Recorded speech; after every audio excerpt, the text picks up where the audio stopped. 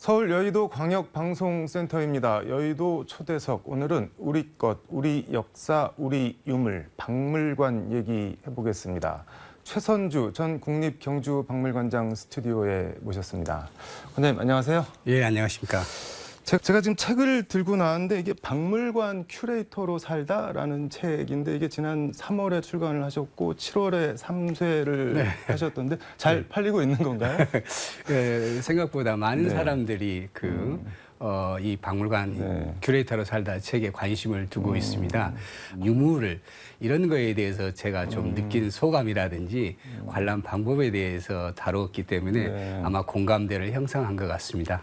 큐레이터 하는데 정확하게 큐레이터가 어떤 일을 하시는 분들인가요? 이게 뭐 버스, 택시 이런 것처럼 이게 대체할 우리말이 없는 모양이죠? 아니요, 우리말에 있습니다. 그 있습니까? 학예연구사라고 학예연구사. 표현을 합니다. 박물관에도 있고 또 미술관에도 있는데 소장돼 있는 유물을 수집하고 또 조사 연구를 하고 또 그 유물을 중심으로 해서 전시를 기획하게 되죠. 전문 분야에 따라서 고고학이라든지 또 미술사, 또 역사 다양한 분야를 전공하는 그 분야별로 나누고 있고 또 최근에는 이제 교육을 담당하는 그런 에듀케이터 이런 사람들도 역시 포괄적으로 큐레이터, 학예연구사라고 칭하고 있습니다. 이게 전문 지식 플러스 기획 능력까지 상당한 내공이 있어야 되는 거예요. 네, 그렇습니다. 이 박물관 큐레이터로 살다 부제가 시간을 만지는 사람들인데 시간을 만지는 사람들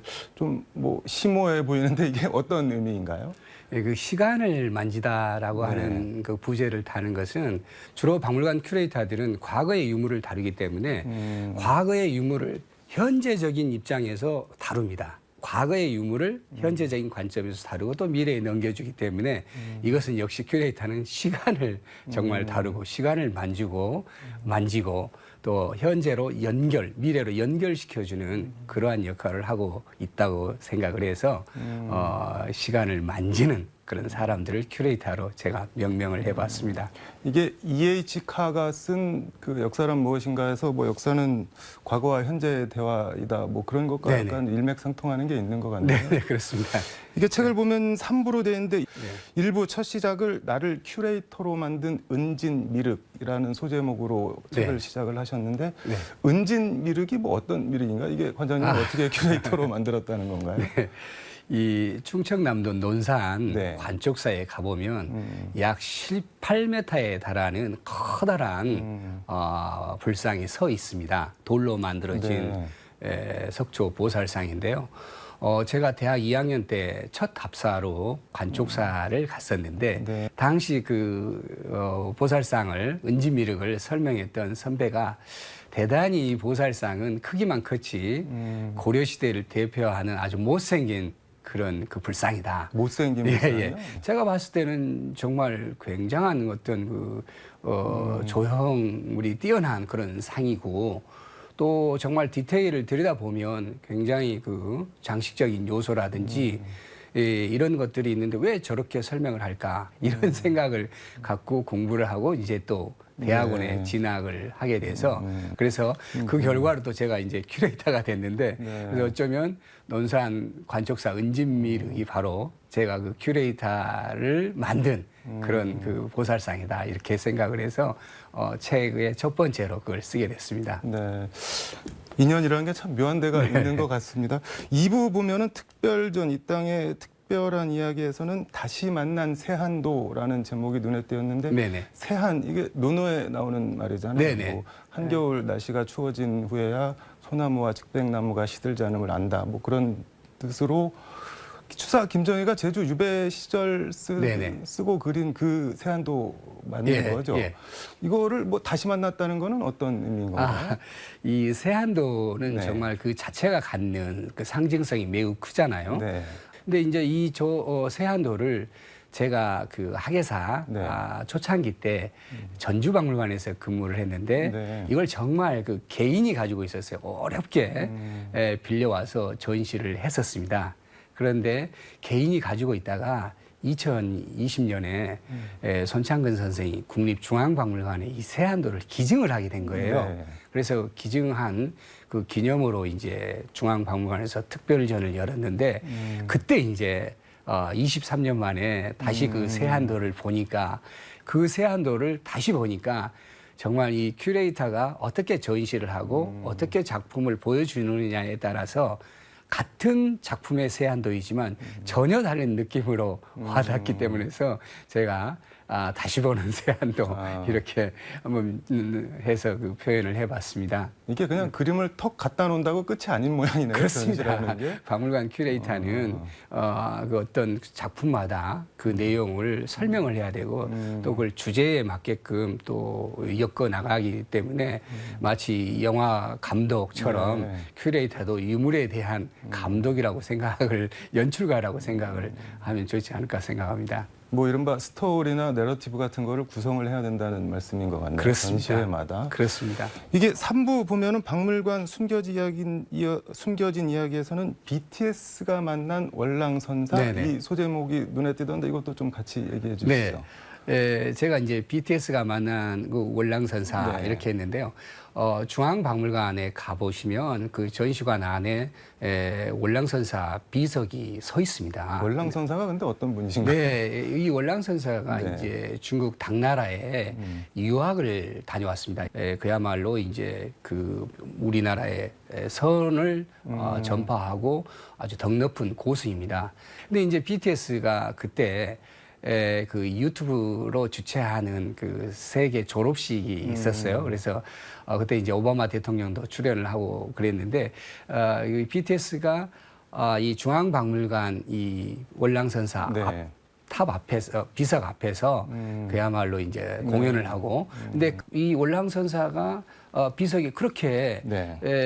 이전부터 2005년 용산박물관에 개관할 때부터 있었지만 크게 네. 주목을 못 받았는데 BTS가 이 공연을 그 비석 앞에서 한 뒤로는 많은 사람들이 대박이 났네. 네, BTS 공연했던 그 장소 또 그 비석을 이렇게 찾아옵니다.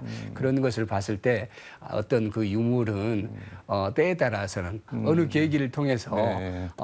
갑자기 이렇게 조명받는 그런 유물도 있다. 이게 앞서도 인연 얘기 잠깐 했는데 뭐 네네. 유물도 때와 인연이 다 각각 있는 것 같네요. 말씀 듣고 네네 보니까는. 그렇습니다. 예.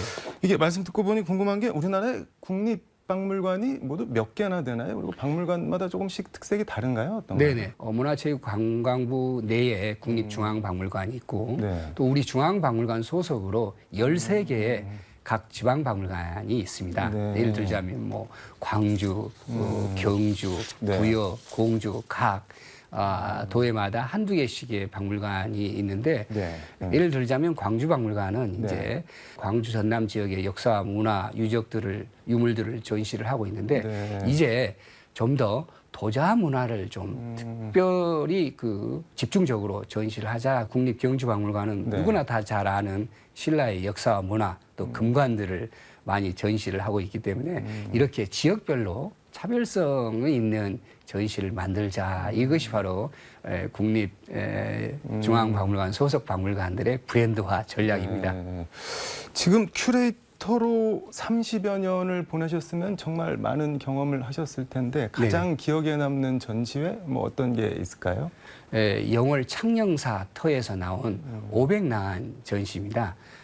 이 난상은 한 500년 동안 땅속에 묻혀 있다가 2002년에 이제 발굴돼서 국립춘천박물관의 수장고에 보관되어 있었습니다. 네. 제가 2012년에 이제 춘천박물관장으로 네. 가서 그 수장고에 있는 나한상들을 조사를 하고 정말 이 나한상을 전시를 하면 세계적인 그런 유물이 되겠다. 그래서 그 전시를 제가 2019년에 중앙박물관에다가 전시를 하게 됐는데 네. 정말 많은 사람들이 그 전시를 보게 됐고 그 전시가 그 이후에 이제 호주 파워하우스에 가서 전시를 하고 네. 또 미국의 뉴욕 메트로폴리탄 박물관에서도 이 전시에 관심을 갖기 시작을 했습니다. 이게 개인적으로는 옛날부터 상당히 궁금했는데 그 이용준 교수가 나의 문화유산 답사기 네네. 1편에서 서문에서 써서 유명해진 말이 있잖아요. 네네.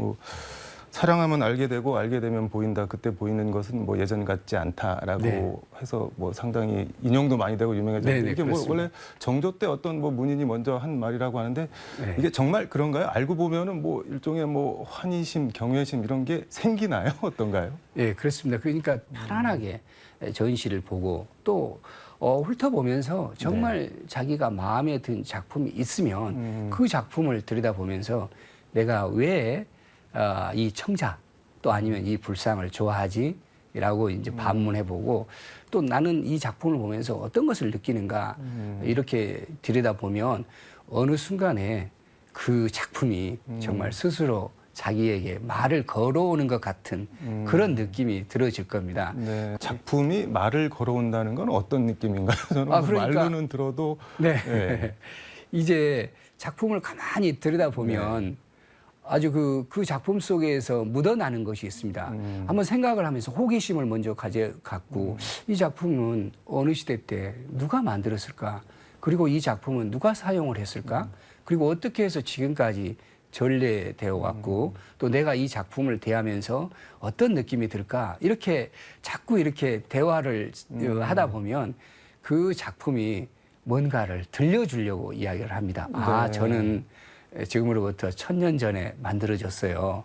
그리고 당신이 나를 보고 있으니까 저도 기분이 좋네요. 이런 것들을 느끼는, 그러다 보면 정말 희열을 느끼고 전혀 예상하지 않는, 정말 들여다볼수록 거기에서 묘한 신비로움을 느끼게 될 겁니다.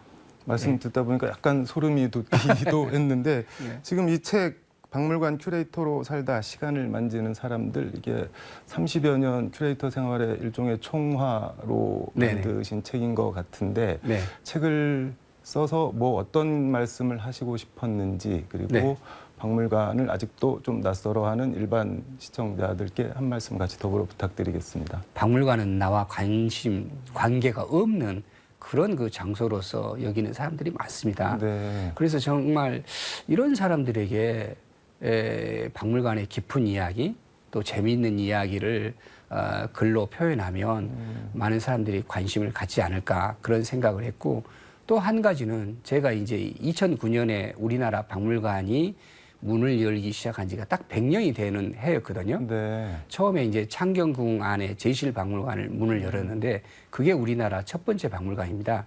2009년에 제가 박물관 100주년 기념사업 팀장이 됐는데 그때 이제 여러 가지 행사를 기획하고 하면서 보니까 100년을 거쳐간 사람들에 대한 기록은 전혀 없어요. 저도 30년간을 근무를 하고 이제 떠나면 저에 대한 기록들, 또 제가 박물관에 어떤 끼쳤던 일들이 있을 건데 그런 기록들이 없고, 그래서 정말 그런 흔적들, 경험들을 소중하게 글로 표현을 하면 많은 사람들에게 공감을 가지 않을까 이렇게 생각을 했습니다. 그리고 박물관은 이 책을 보시면 알겠지만 정말 박물관은 어려운 곳, 속죄하는 곳이 절대 아닙니다. 요즘 박물관이 굉장히 이제 힐링의 장소, 또 어떤 체험의 장소, 또 사유의 장소로 이렇게 생각을 하기 때문에 일단 멀리 있는 박물관부터 가는 것이 아니라 자기 주변에 있는 박물관부터 찾아가고 또 가까운 미술관을 이렇게 가서 보면 언젠가 점점 이제 넓혀가면 박물관, 미술관 매니아가 되지 않을까 생각이 됩니다.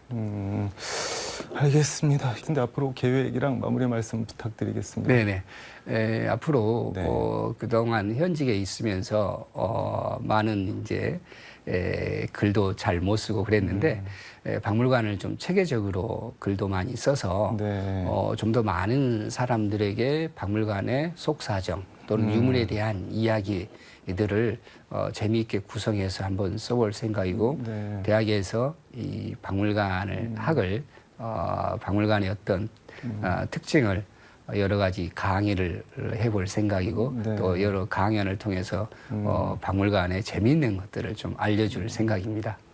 알겠습니다. 박물관 전도사로 사시겠다는 것 같은데 앞으로 뭐 우리 역사, 우리 유물 좀 더 많이 알려주실 수 있는데 더 역할을 해주셨으면 감사하겠습니다. 오늘 귀한 시간 내주셔서 감사합니다, 원장님. 네, 감사합니다. 예.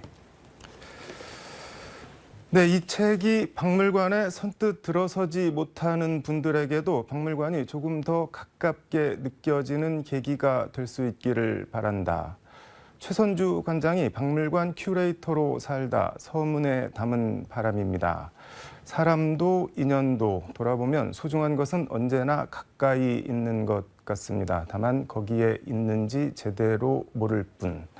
다가서야 가까워지고 가까워져야 사랑하고 알게 되는 것 같습니다. 가까운 시일에 가까운 박물관 한번 가까운 사람 손잡고 가보시는 건 어떨까 합니다. 지금까지 서울광역방송센터에서 최선주 전 국립경주박물관장과 함께 전해드렸습니다.